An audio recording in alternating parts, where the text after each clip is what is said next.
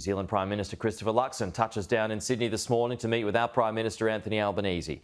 It comes as the country's leader declares the long-standing issue around 501 deportees now resolved.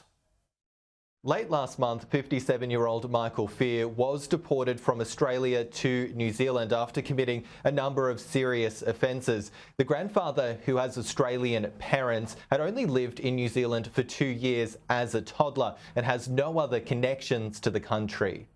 The deportee situation is not unique. The issue of 501 deportations has been a point of contention between Australia and New Zealand.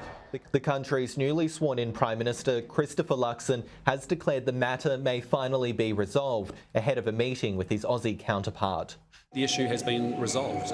We've got a government under Anthony Albanese that's actually done New Zealand a real solid. Last year, former PM Jacinda Ardern and Anthony Albanese agreed Australia would take a common-sense approach with more consideration to how long offenders had lived in Australia.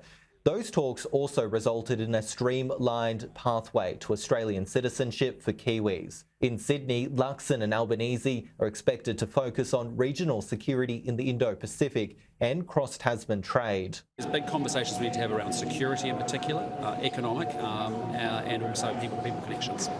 Having an enhanced economic relationship, and I have known Prime Minister Luxon for some time.